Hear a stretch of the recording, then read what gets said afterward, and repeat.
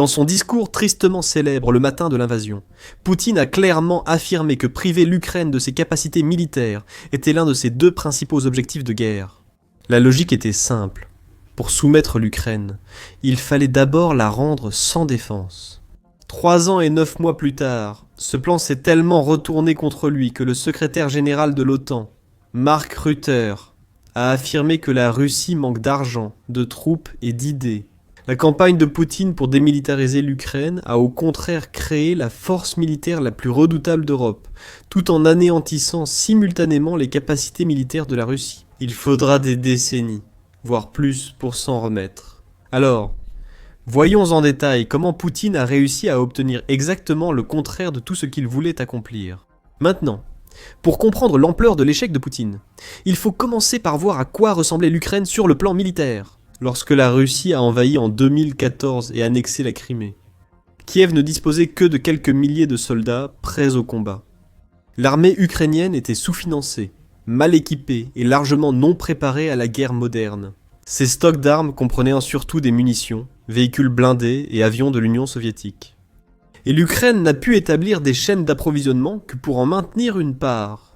L'économie de l'Ukraine était tellement mauvaise qu'elle nécessitait un soutien extérieur. Elle a signé en 1994 le mémorandum de Budapest et un accord privé entre la Russie et l'Ukraine.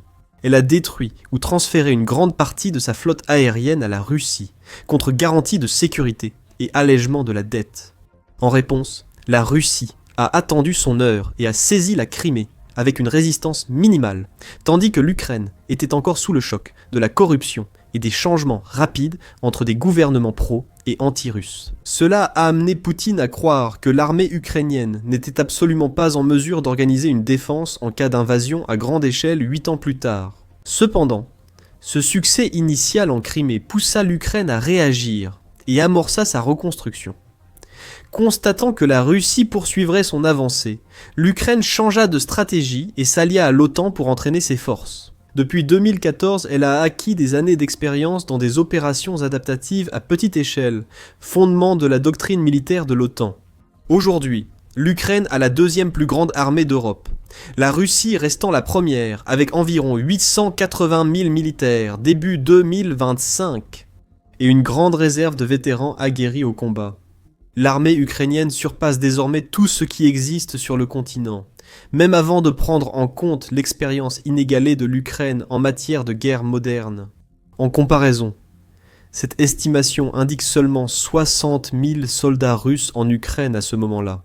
Un rapport du Financial Times de novembre 2025 a également suggéré cela. Le président ukrainien, Volodymyr Zelensky, a accepté de limiter l'effectif des troupes actives de l'Ukraine à 80 000 si un accord de paix est conclu. Ceci est proche du plus grand déploiement. L'Ukraine a donc obtenu de l'administration américaine l'autorisation de conserver sa grande armée permanente. Elle a continué à se présenter comme un État militarisé répondant à l'agression russe en première ligne de défense à l'Est. Mais le nombre de soldats ne suffit pas à tout expliquer. Ce qui était vraiment remarquable, c'est la transformation de l'industrie de défense ukrainienne lorsque la Russie a envahi. En 2022, la capacité de l'industrie de défense ukrainienne atteignait 1 milliard de dollars, contre un budget militaire total d'environ 6 milliards en 2021. D'ici 2025, ce chiffre d'1 milliard de dollars devrait exploser pour atteindre environ 35 milliards de dollars. Cela représente une augmentation de 35 fois en un peu moins de 4 ans. Réalisé alors que le pays était sous bombardement actif. Et surtout, l'Ukraine produit désormais environ un tiers de toutes les armes, munitions et équipements utilisés par les forces armées du pays. Dans la production de drones, ce chiffre approche les 100%. L'industrie des drones mérite une attention particulière.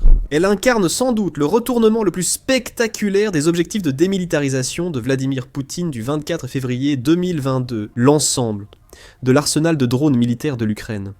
Se composait d'environ 20 drones Bayraktar, fabriqués en Turquie, et de quelques unités de volontaires dispersés, pilotant des quadricoptères grand public modifiés. Des drones de mariage modifiés, équipés de grenades fixées avec des colliers et du ruban isolant. Avançons rapidement jusqu'en 2025, et l'Ukraine est en passe de produire à elle seule 5 millions de drones vus à la première personne, soit plus de 13 600 drones chaque jour. Pour mettre cela en perspective, la production de drones de l'Ukraine dépasse désormais les livraisons de munitions d'artillerie européennes vers le pays. Le pays possède plus de 500 fournisseurs des grandes entreprises aux ateliers de garage, tous financés par des dons de l'OTAN et des contrats gouvernementaux ukrainiens. Mais ce ne sont pas seulement des bombes volantes bon marché. Les taux de réussite de ces drones sont passés d'environ 30% en 2022 à 70% pour les systèmes de haute qualité en 2024. L'Ukraine a développé des drones d'attaque à courte portée, ainsi que des bombardiers stratégiques à longue portée capables de frapper des cibles Palladio à plus de 1800 miles de distance. Des drones intercepteurs qui traquent d'autres drones à 170 miles par heure. Des drones à fibre optique, résistants au brouillage, et des drones navals ont révolutionné la guerre maritime. Les capacités que l'Ukraine a développées sont tellement avancées que les pays de l'OTAN viennent maintenant en Ukraine pour apprendre. Des militaires ukrainiens ont été envoyés au Danemark, en Pologne et au Royaume-Uni pour former leurs forces croyeurs à la guerre par drone. Le Danemark apprend de l'Ukraine. Après une activité suspecte de drone, peut-être liée à la Russie, ayant violé l'espace aérien danois, la Pologne a mis en place une formation conjointe anti-drone, avec l'Ukraine, après que des drones russes ont pénétré sur le territoire polonais. La Grande-Bretagne produit en masse des drones développés en collaboration avec l'Ukraine. Le commandant du 1er bataillon du 14e régiment autonome de véhicules aériens sans pilote de l'armée ukrainienne, connu sous le nom de code Casper, a décrit de manière concise l'écart technologique que l'Ukraine a créé. Les modèles étrangers ressemblent à des Toyota, alors que les Ukrainiens sont des Mercedes, bien supérieurs selon nous. La transformation de l'armée ukrainienne ne touche pas seulement la production et l'entraînement. Elle a modifié notre vision globale de la guerre moderne par ses capacités opérationnelles. Prenez par exemple l'opération Toile d'araignée. Les renseignements ukrainiens ont mis 18 mois à préparer une attaque contre les bases de bombardiers stratégiques russes. Pas celles près de la frontière où l'on pourrait s'attendre à des attaques de drones, mais des bases situées en plein cœur de la Russie. Avec la base aérienne de Belaya située à 4350 km en Sibérie, c'est presque comme lancer une attaque sur l'Alaska depuis New York. L'ampleur réelle des dégâts est qu'une puissance non nucléaire a pu attaquer et endommager, voire détruire, des bombardiers stratégiques, capables de porter des armes nucléaires. Les images satellites confirment la destruction d'au moins 13 appareils, tandis que des sources ukrainiennes en revendiquent 41, endommagés, soit près d'un tiers de la flotte de bombardiers stratégiques russes. Pour la Russie, cela représentait environ 10% de la composante aérienne de sa triade nucléaire. Et l'Ukraine a réussi à faire cela, avec des drones qui coûtent peut-être 400 $ chacun, détruisant des avions capables de transporter des armes nucléaires, valant chacun des centaines de millions de dollars. Les drones navals Magura V5 et Sea Baby ont systématiquement démoli la puissance navale russe. À la mi-2025, l'Ukraine avait neutralisé environ 40% de la flotte russe de la mer Noire, coulant ou détruisant 10 navires lors de 21 attaques confirmées. Le point bas symbolique a été atteint avec la destruction du navire amiral russe de la mer Noire, le Moskva, moment où la Russie a apparemment compris qu'elle ne pourrait pas bloquer la côte ukrainienne longtemps. Les drones navals ont eu des conséquences stratégiques allant bien au-delà d'une victoire militaire ou d'un soulagement côtier. En éloignant les navires russes des routes maritimes ukrainiennes, ils ont aussi assuré la survie économique de l'Ukraine.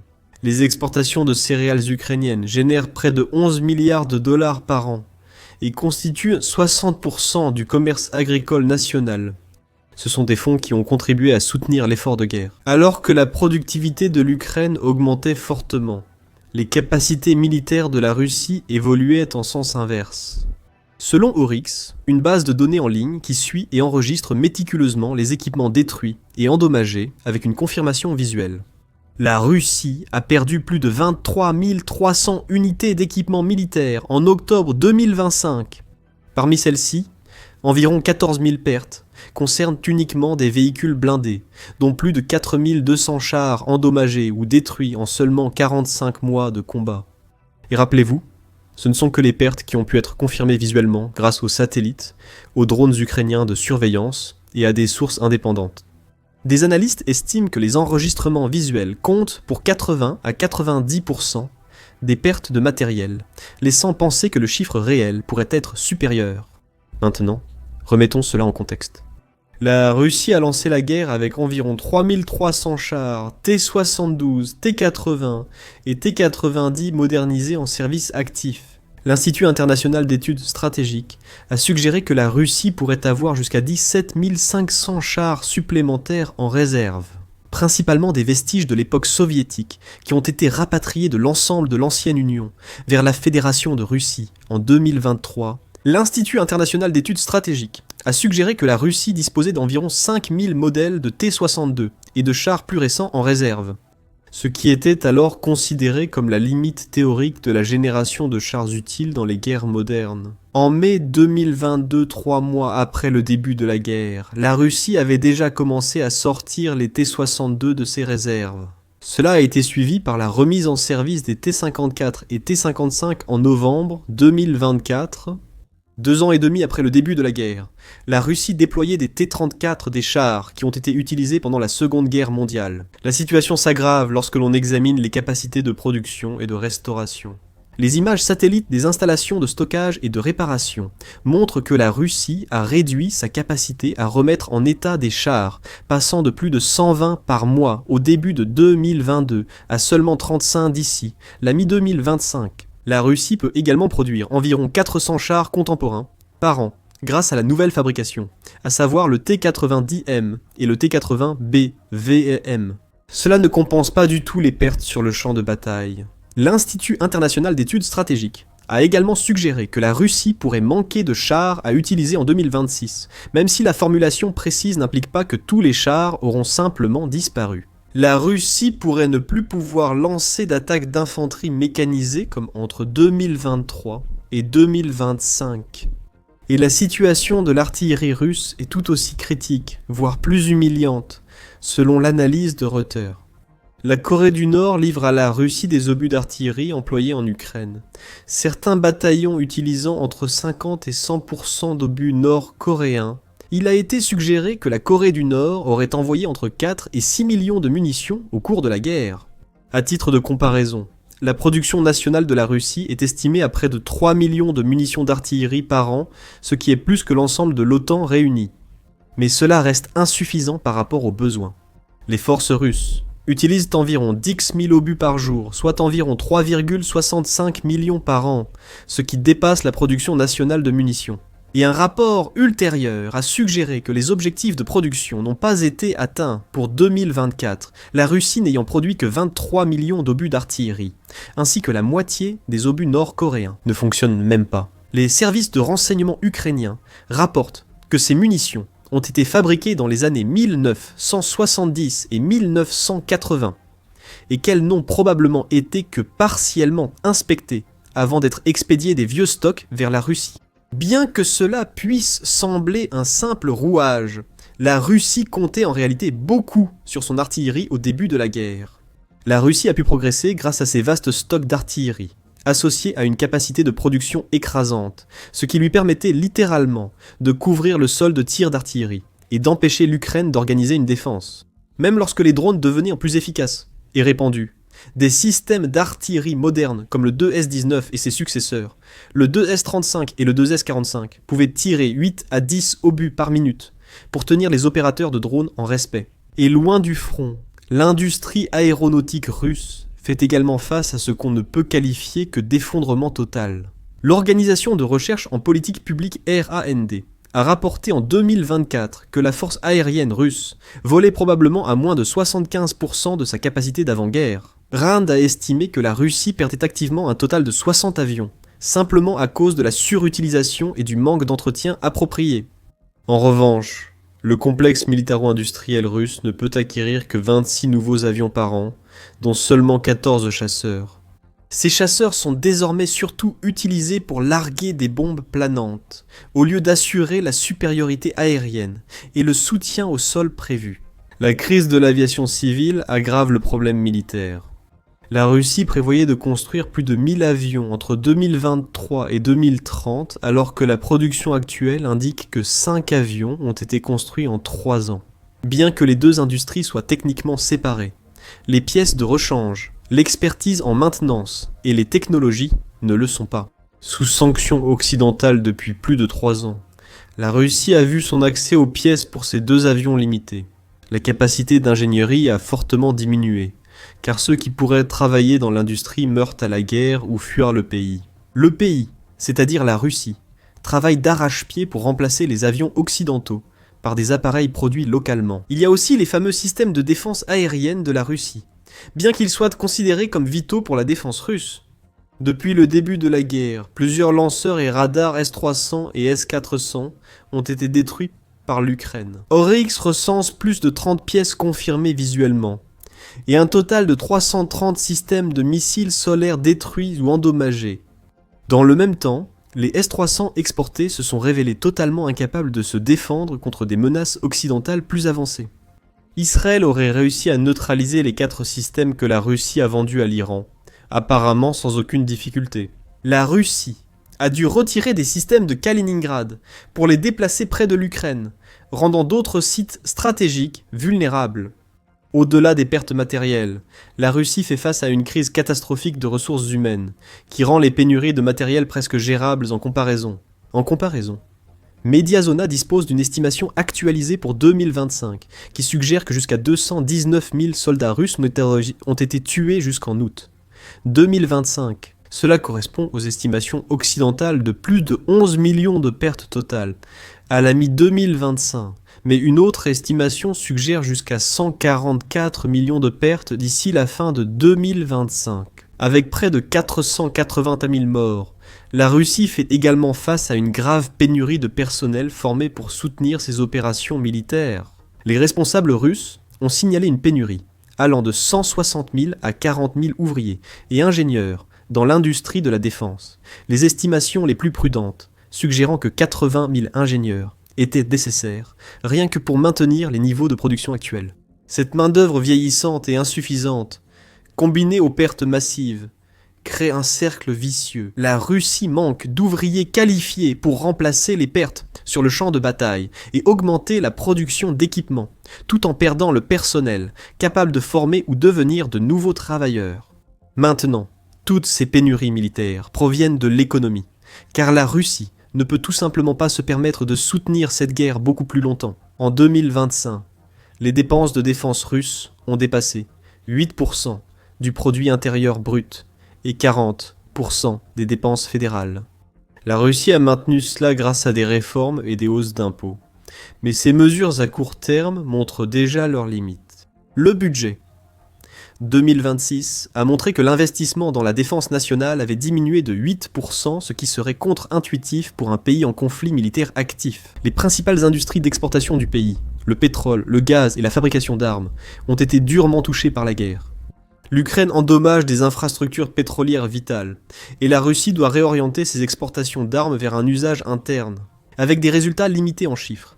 Les revenus du pétrole et du gaz ont chuté de 35% en juin 2025 par rapport à l'année précédente, tandis que les ventes d'armes ont plongé à seulement 6% du niveau de 2021. La stagnation de la Russie va à l'encontre de son objectif affiché de démilitariser l'Ukraine, mais elle a également un effet de ricochet majeur. L'Europe a intensifié ses efforts de défense nationale. Prenez la coalition des volontaires, qui constitue apparemment le premier changement fondamental de la politique de sécurité européenne depuis des décennies. Proposée par la France et le Royaume-Uni en février 2025, la coalition compte actuellement 34 pays, les États-Unis étant l'un des grands absents de la liste. La coalition a vu le jour précisément parce que les États-Unis se désengageaient de plus en plus du conflit entre la Russie et l'Ukraine, surtout après le début du second mandat de Trump au début de 2025. En juillet 2025, la coalition a réitéré son accord pour fournir au moins 40 milliards d'euros, environ 464 milliards de dollars, d'aide militaire à l'Ukraine en 2025, égalant l'engagement de l'OTAN en 2024. Mais la coalition est devenue plus qu'un simple mécanisme de financement. Lors de la réunion d'octobre 2025, la coalition a décidé de renforcer les sanctions, d'imposer des réparations directes à la Russie, d'intensifier la pression militaire et d'assurer la sécurité de l'Ukraine après la guerre. Les nations européennes prennent aussi des engagements importants. La France et le Royaume-Uni ont discuté de l'élargissement de leur dissuasion nucléaire pour couvrir le reste de l'Europe, de la libération des missiles américains de leur stock à travers le continent, et de rendre l'Europe moins dépendante de la politique américaine. L'Allemagne a accepté d'augmenter ses dépenses, investissements militaires, jusqu'à 5% du produit intérieur brut, avec environ 15% consacrés à la création et à l'entretien d'infrastructures, qui profiteraient à l'ensemble de l'Alliance. La Pologne forme la plus grande armée d'Europe après l'Ukraine, tandis que la France et le Royaume-Uni relancent fortement leurs exportations de missiles et avions. Vladimir Poutine avait justement misé sur l'absence de cette solidarité européenne. Son invasion reposait sur la conviction que l'Europe se diviserait, la dépendance énergétique primant sur la sécurité et les devoirs moraux. L'Union européenne pourrait former une armée permanente, similaire à celle des États-Unis. Les échecs militaires de la Russie en Ukraine ont également fondamentalement nui à sa position sur le marché mondial des armes. Les équipements russes étaient prisés des pays en développement car moins chers, faciles à entretenir et soumis à moins de conditions politiques que ceux de l'Ouest. Mais des années à voir les chars russes brûler, les avions russes être abattus et les systèmes de défense aérienne russes incapables d'arrêter les attaques ukrainiennes ont constitué la pire publicité possible pour le matériel militaire russe. La Chine a profité de l'occasion pour rivaliser directement avec la Russie auprès des mêmes clients d'armes. Dans le même temps, la Chine maintient des liens commerciaux étroits avec la Russie afin d'accéder à ses réserves de ressources à des prix réduits, traitant essentiellement la Russie comme un partenaire junior plutôt que comme un égal. Pendant ce temps, les anciens clients des armes russes ont constaté le manque de succès de l'équipement militaire russe et se sont tournés vers de nouvelles directions. L'Inde, longtemps grande cliente d'armes russes, se tourne désormais vers les armes occidentales. Au lieu de cela, des pays à travers l'Afrique et le Moyen-Orient reconsidèrent leur stratégie d'acquisition de défense. Au-delà des chiffres et de l'économie, l'échec de la Russie en Ukraine provient de quelque chose de plus fondamental, une doctrine militaire catastrophiquement inadaptée à la guerre moderne, et un système politique incapable de s'adapter aux réalités changeantes. Alors, où cela nous mène-t-il ? Il y a quelques scénarios notables que nous pourrions envisager dans les années à venir. Scénario 1. La lente usure jusqu'à l'épuisement. Si vous superposez les cartes de fin 2022 et 2025, les possessions russes ont à peine bougé, avec environ 1% du territoire ukrainien qui a changé de main en 3 ans. À ce rythme, envisager des siècles de guerre serait absurde et irréaliste. Vladimir Poutine pourrait aussi choisir de s'arrêter là et consolider ses gains. N'oubliez pas cela. L'Institut international d'études stratégiques estime que la Russie manquera de chars pour des offensives efficaces, après début 2026, ce qui confirme ce scénario. La Russie serait contrainte de réduire considérablement ses opérations, passant de campagnes offensives à une posture principalement défensive, tout en essayant de conserver les territoires occupés. Ce scénario pourrait être la moins mauvaise option pour Poutine, mais il s'accompagne de problèmes majeurs. L'économie de la Russie est structurée autour de l'effort de guerre. Actuellement, avec 40% du budget fédéral consacré à la défense, passer à une guerre défensive statique impliquerait une douloureuse restructuration économique. Alors que le complexe militaro-industriel perd ses revenus gonflés, il est devenu dépendant de l'instabilité du régime du scénario 2 et de l'effondrement interne. Le régime de Poutine repose peut-être sur seulement quelques centaines de personnes clés dans les services de sécurité, le commandement militaire et l'oligarchie. Actuellement, l'ensemble du régime de Poutine exerce une telle emprise sur ces personnes qu'elles n'ont rien à gagner et tout à perdre en travaillant contre lui. Mais si ces personnes commencent à craindre pour leur propre sécurité ou leurs perspectives à long terme, ces mêmes personnes pourraient commencer à croire que Poutine n'agit plus dans leur intérêt. Poutine pourrait être évincé ou remplacé par quelqu'un qui orienterait le pays différemment, ou du moins afficher un autre visage pour dialoguer avec la politique occidentale. Si cela se produit, le pays pourrait cesser d'exister sous sa forme actuelle et être remplacé par quelque chose de totalement différent. Scénario 3. La victoire à la Pyrrhus. Même si la Russie parvient d'une manière ou d'une autre à l'emporter militairement et à forcer l'Ukraine à accepter des concessions territoriales, la victoire sera à la Pyrrhus, au point d'être indiscernable d'une défaite. Il y a déjà des centaines de milliers de morts et un autre million de blessés. En s'appuyant sur les programmes sociaux, l'économie du pays a été bouleversée pour soutenir la guerre. La Russie pourrait ne pas réussir à contraindre l'OTAN à arrêter son soutien à l'Ukraine à l'avenir. L'Ukraine recevrait des garanties de sécurité et pourrait aussi réclamer une compensation pour ses pertes. La Russie gagnerait 20% du territoire ukrainien qui compte toujours une majorité de population ukrainienne. Cette population serait sans doute hostile à un changement de gouvernement et constituerait un fardeau supplémentaire pour les ressources russes. Scénario 4. La croissance continue de l'Ukraine force la négociation. C'est sans doute le scénario le plus probable vu les tendances actuelles. À mesure que les capacités militaires de l'Ukraine continuent de s'accroître, le coût de la poursuite de la guerre devient de plus en plus insupportable pour la Russie. Cela pourrait forcer la Russie à commencer à s'approcher de la table des négociations. D'autant plus que Donald Trump est devenu de plus en plus agressif, exprimant son agacement face à la gestion de la guerre. Tout au long de 2025, l'Ukraine entrerait dans ces négociations, avec une armée aguerrie d'1 million de soldats, des capacités de combat éprouvées, qui dépassent celles de nombreux membres de l'OTAN. Une industrie de défense nationale qui produit plus de drones que la plupart des nations réunies, et le soutien d'une coalition européenne unie, ce serait l'ultime ironie. La campagne de Vladimir Poutine pour démilitariser l'Ukraine se terminerait avec l'Ukraine dictant les conditions depuis une position de supériorité militaire. Quel que soit le scénario, un schéma se dessine. La trajectoire actuelle de la Russie indique probablement que le pays n'est même plus un prétendant au statut de puissance mondiale.